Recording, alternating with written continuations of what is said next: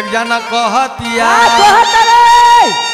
पिया गोइले बाहर घरावा देवरावा रे देखी देवर भौजी के सतावता पिया गईले बाहर घर देवरावा रे रोज खींचता या चारावा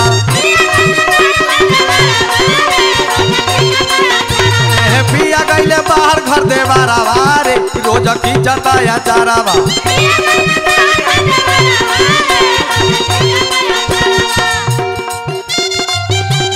क्या बात है हाँ हेल जा भौजी के घर में हेल जा चैत में देवरो भी करलाल बाटे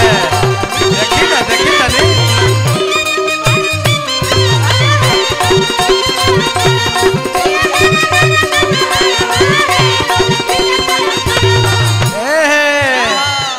औरी का कहता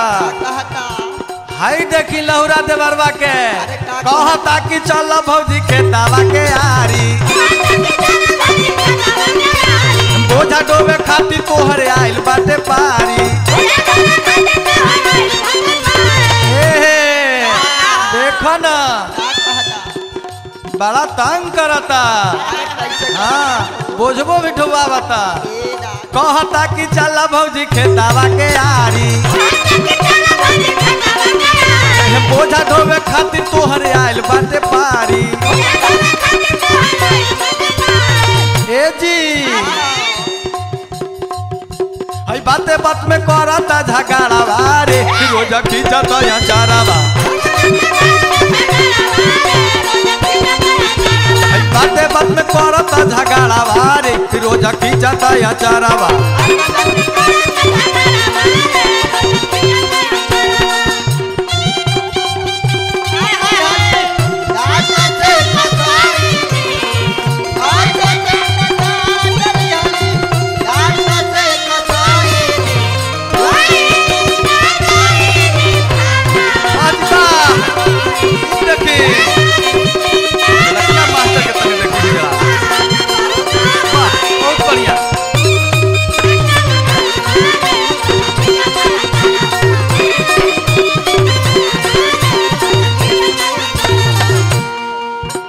देखा तनी देवरा के बाप रे बाप ये बड़ा सतावत जी इनका समझाई ना तनी खबर कर दी हमर सैया के समझाइए भाई मीठा मीठा बात को के हमरा पूसा लावे भाई मीठा मीठा बात को के हमरा पूसा लावे ए बड़ा बदमाश बड़े ना जाना था हाँ देखा ना आचार में खींचता हाँ बातें बात में फंसावता हाँ अब झगड़ो करता फिर फुसलाइबो करता सुनी सब है भाई मीठा मीठा बात को के हमरा फुसा लावे कबो कबो रूस जाला मुहमा फुलावे हाँ जी अरे कोई न समझावा तड़न हम तो इनका से परेशान बानी तनी रहुए समझा दे भाई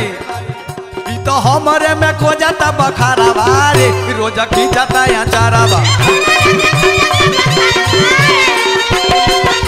ई हमारे में खो जाता बखारावा रे रोज खींचता या चारावा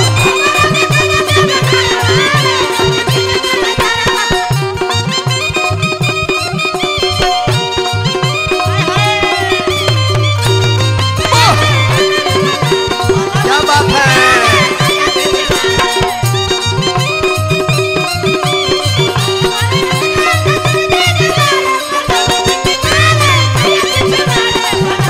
वाह भाई वाह